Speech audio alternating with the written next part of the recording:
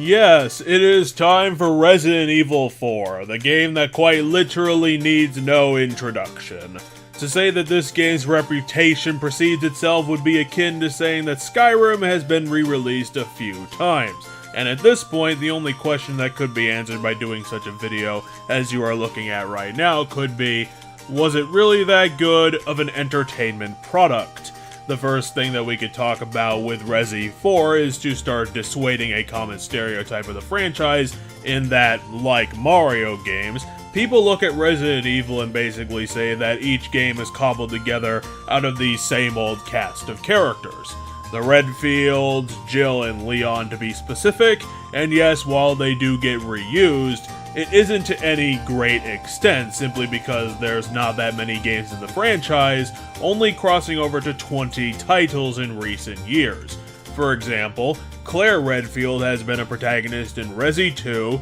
Code Veronica, and Revelations 2, which isn't a huge filmography, and while Chris has been available for Resi 1, Code Veronica, Resi 5, Resi 6, and Revelations, which is a bit of an overuse on the franchise, it works better in Resident Evil because it does try to establish a concrete timeline of events connected to all the disasters, which necessitates these characters to transition between different organizations and living arrangements, and since they're always doing something new, it makes their character arc stronger and more interesting since they're also familiar characters. Plus, Capcom adds in new characters all the time that can be delved back into, like the well-done reintroduction of Barry Burton in Revelations 2, so while it is a stereotype to call this out in the Resi franchise, the stigma is a bit unfair considering the actual statistics of show-ups and what the decisions add to the characters and environments as a whole.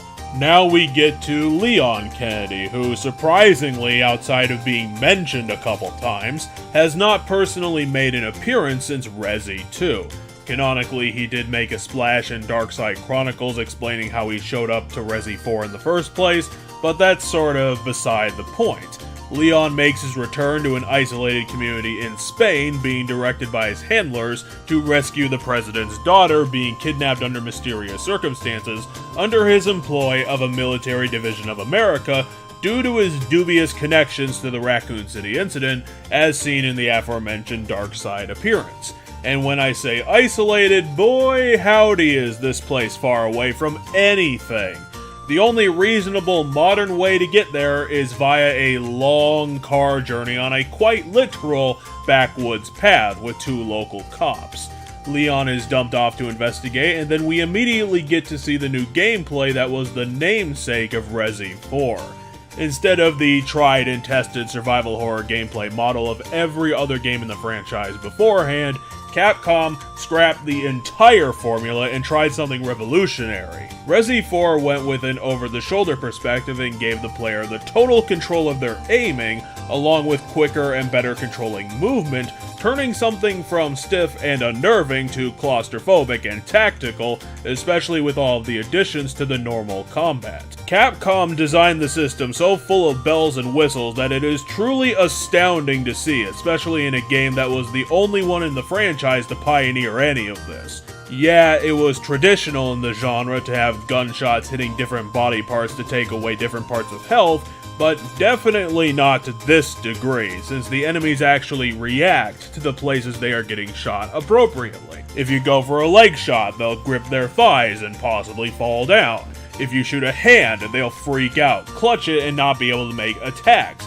And if you go for a headshot, it might pop the head like a melon, and if not, it'll definitely stagger them completely and open you up to the contextual melee attacks on stunned enemies. This can include high kicks, back kicks, various punches, and the unforgettable suplex move, and all of this is wonderful to see in animation, and a great tool in the box since it gives players tons of options to play combat situations differently depending on what they're going up against. Since enemy variations are fully on display, not only do you have different types of enemies, villagers, monks, soldiers, but in between all of that, some villagers will have scythes, crossbows, hatchets, and even dynamite.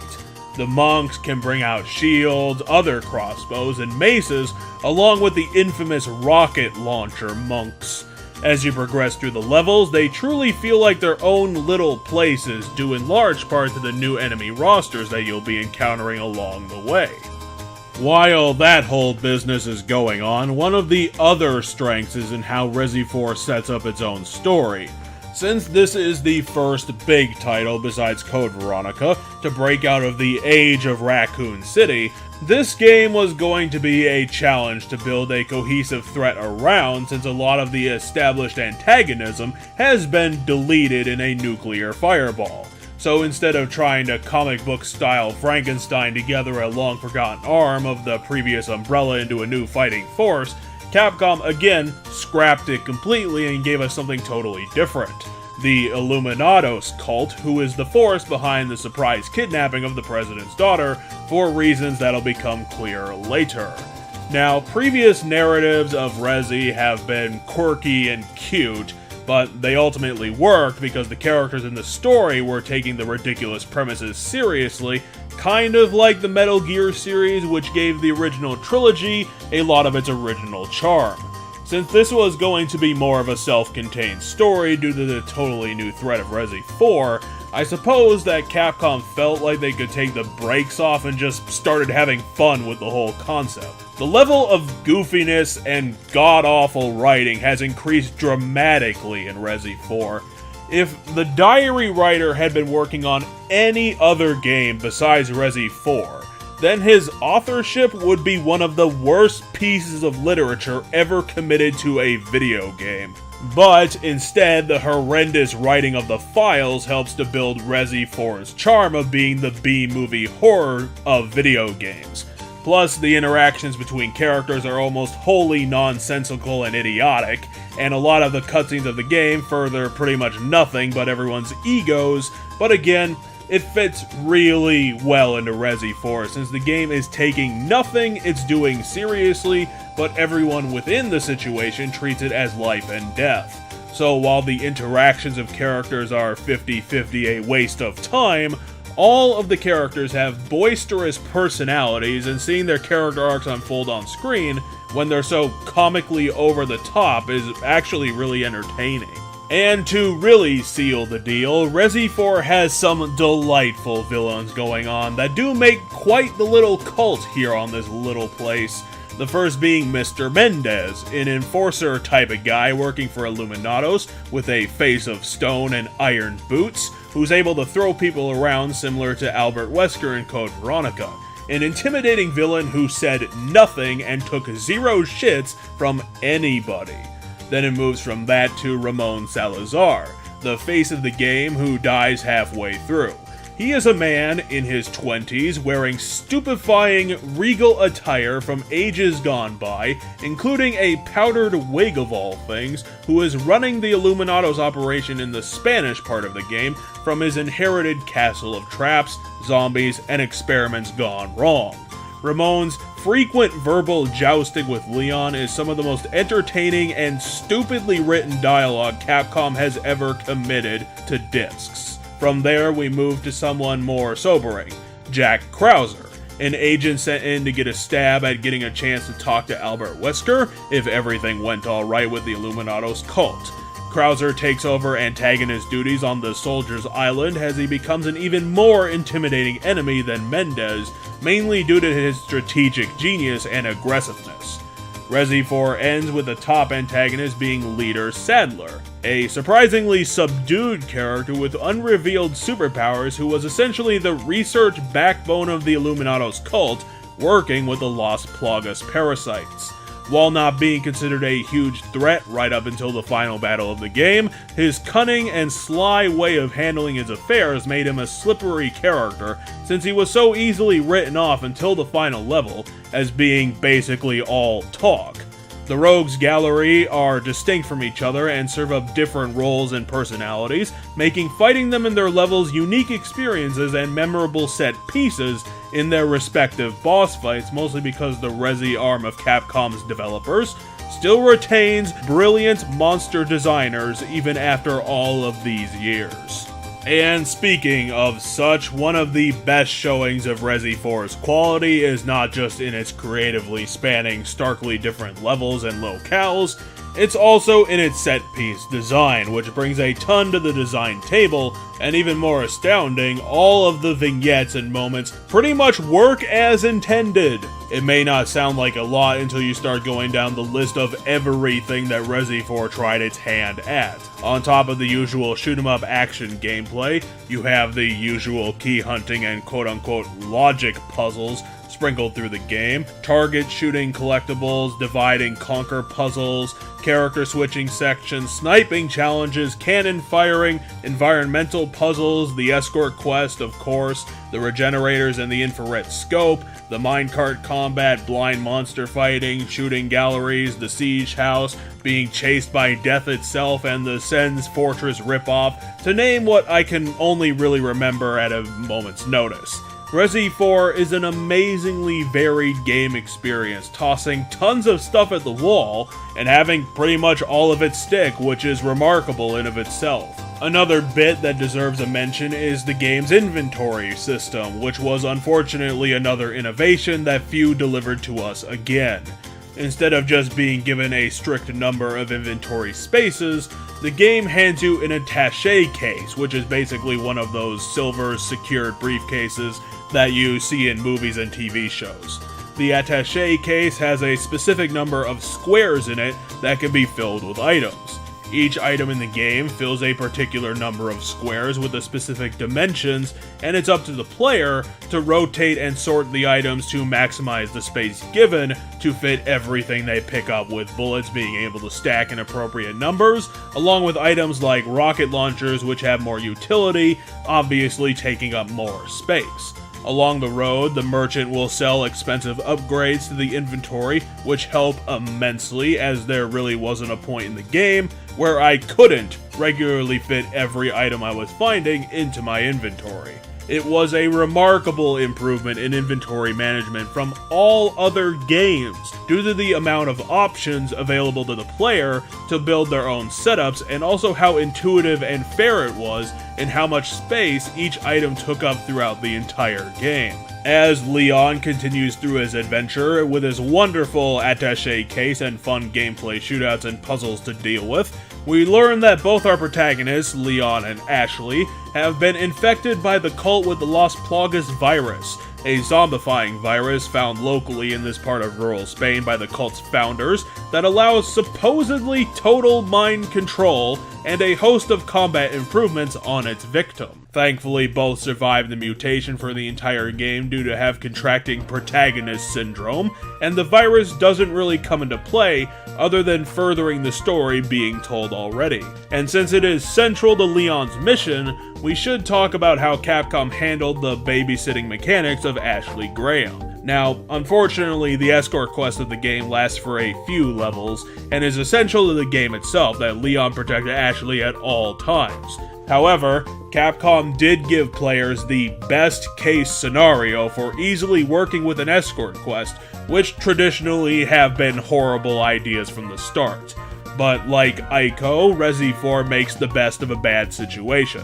Ashley has a pretty solid AI build for being in an escort quest, since she'll duck when Leon is shooting, get behind him when in combat, and at least try and put a bit of distance between her and the enemies in front of Leon. Plus, when she is inevitably carried away by the enemy, as long as you aren't 3 miles away from her, the carriers walk so slowly that the player can easily accost the character with any damage and drop her immediately, regaining your escort. Plus, doors to take Ashley away are generally quite a bit of distance from any point in the game, making the carrier's plan to take Ashley even harder on themselves. Plus, the addition of a simple stop and wait mechanic along with a few hiding places makes keeping her safe relatively easy when compared to other instances of this being tried. For most cases, when you tell Ashley to wait, she'll do so until further notice, and then Leon is able to whistle for Ashley,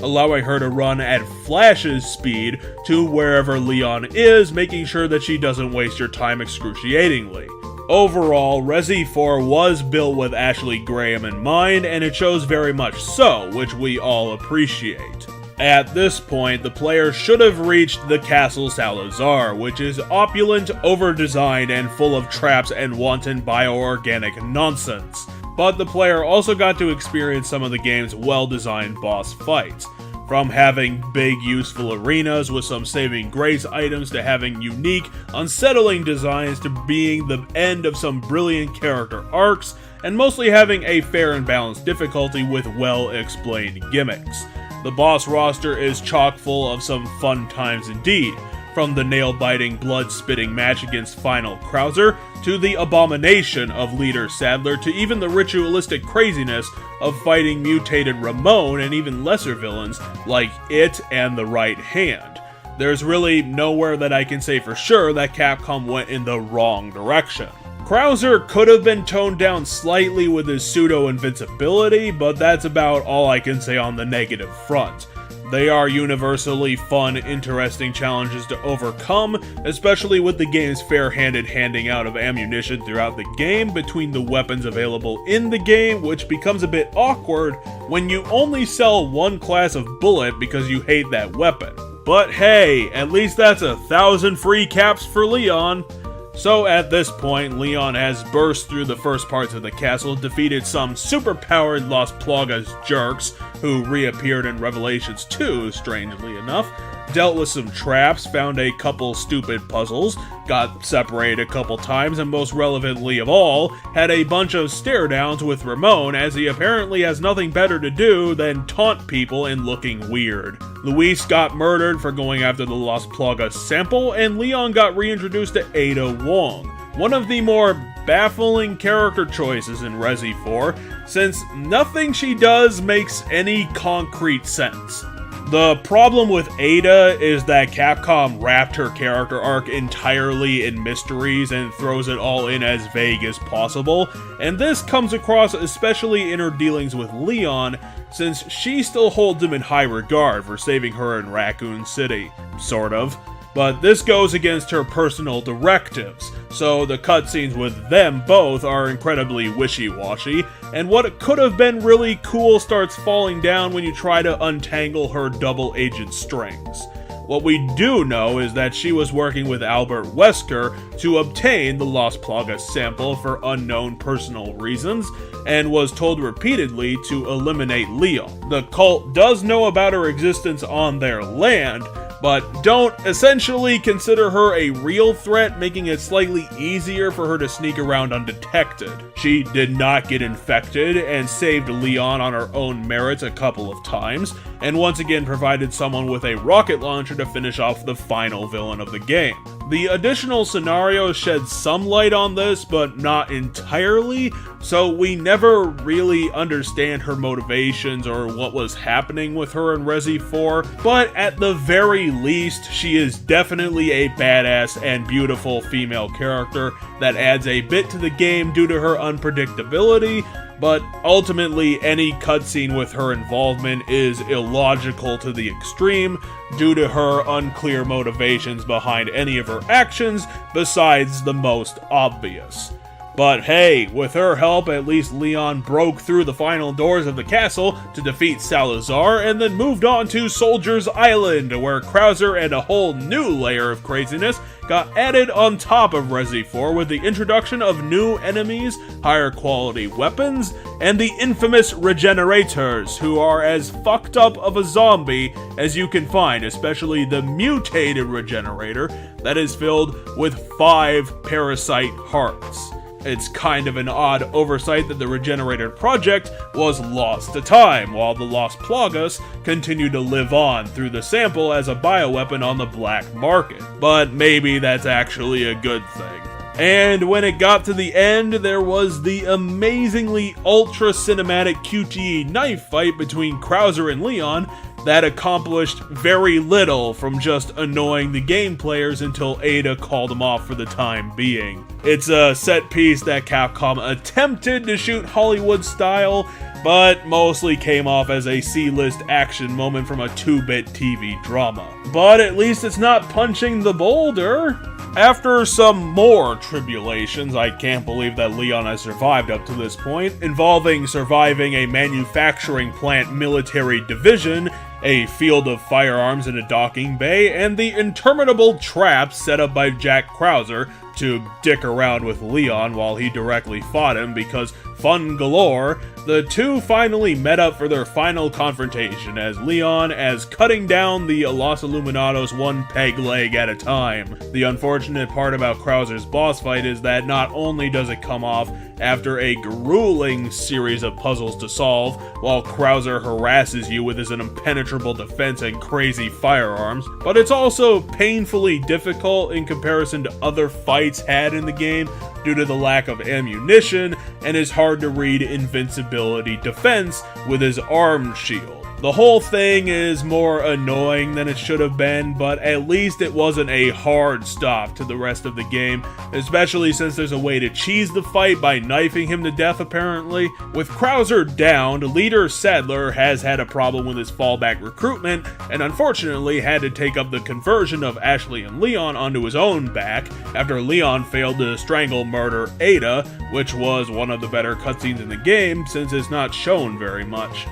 It was a nice surprise and well animated and timed. However, thankfully for the pair deep in the facility, the group discovered some of Louise's old notes, which detailed a way to painfully kill the Las Plagas virus externally through radiation treatment, which cured both Americans just in time for Sadler's plan to fall to dust, leaving him with no options but doing the traditional last-ditch plan of destroying the entire facility and fighting Leon personally. Not a huge slight against the game, but for a monster so relentlessly over-designed as leader Sadler's Plagas form, I wish that it would have lived the part, because frankly the final boss fight is comparatively piss easy with Leon being able to easily jump around Sadler and get in a bunch of QTE cheap shots, followed up by the aforementioned Ada tossing Leon a rocket launcher at a short distance from Sadler, upon which you only need to land a single hit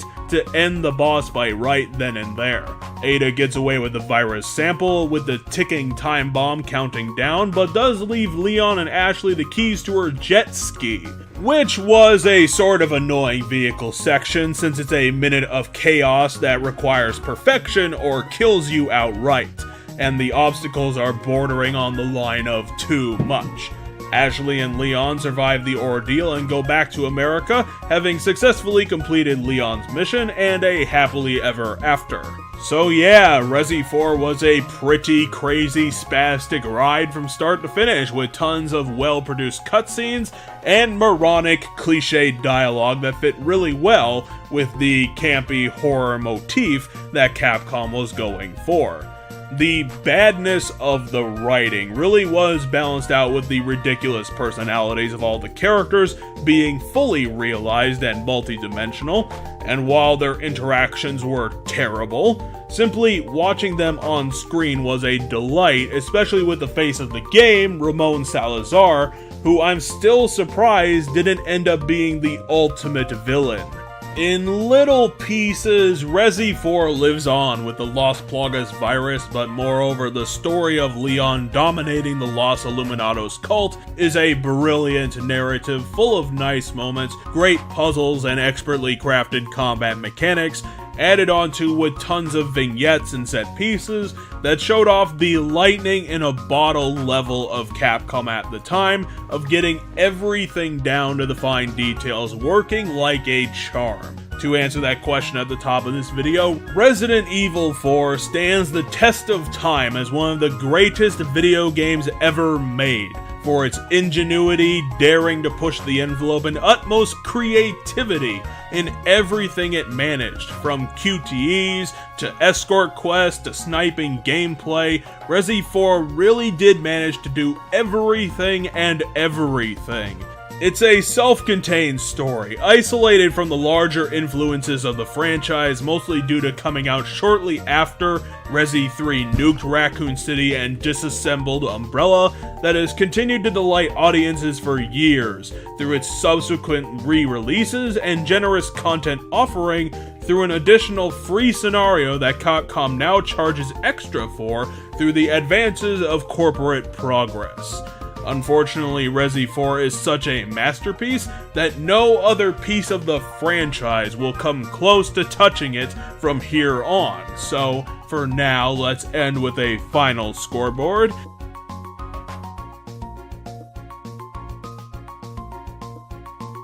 And give you all a well-deserved victory for gamers.